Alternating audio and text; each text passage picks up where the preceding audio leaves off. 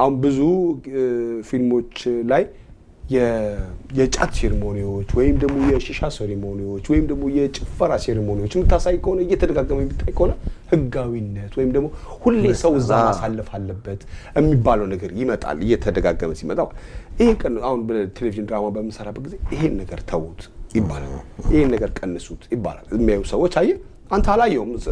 ጭሱ ምናምን ለካሜራ ስሜት ይሰጣል ዋው ምናምን ነገር ተላል ግን የሚጠፋት ትውልድ ያንን በማየት የሚጠፋት ትውልድ ሊኖር ይችላል ሁሌም ደግሞ ያንን ነገር የሚያዩ ሰዎች ሁሉ ሙሉ ዕውቀት አላቸው ማለት አይደል ከዛም ደግሞ ያሉ ሰዎች አሉ ያንን የሚያዩ ሰዎች ሊሳሳቱ ወይም ደግሞ ሊመኙት የሚችሉ ሰዎች ስለሚኖሩ ማለት ነው እና በጽሁፍ ወራው ለኮሜዲው ጽሁፎች ለመስጠት እንግዲህ ወደፊት አብሮ የመስራቱ ነገር ይኖራል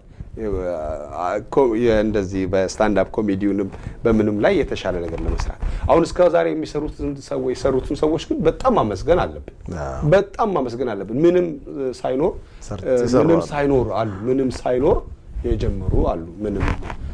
እንትን በሌለበት እና አሁን እነዛ ሰዎች ይክፈሉ ብትል ከዛስ ማን ይሰጠኛል እና እንትኑም የለም እንደምትፈልገው ማታገኝም ያን ያክል እኮ አይገኝም በጣም አሪፍ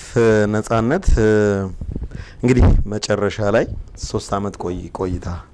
እዚህ አሜሪካ ማለት ነው ወደ ኢትዮጵያ ልትሄድ ነው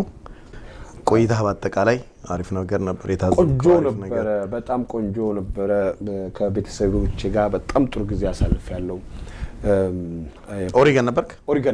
ኦሪገን በጣም ጥሩ ወዳጆች ጥሩ ጓደኞች አፍርቻለሁ ለቤተሰቦቼ ምስጋና አቀርባለሁ ለቤተሰቦቼ ምስጋና አቀርባለሁ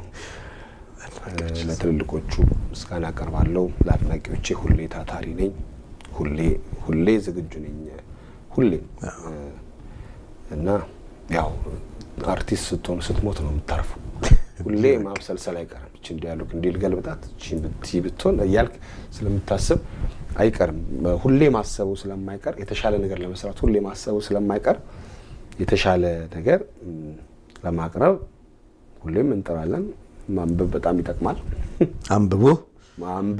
ማንበብ በጣም ይጠቅማል እና ሁሉንም ማመስገን ፈልጋለሁ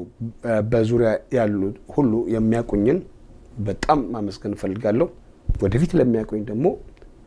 ይሄንን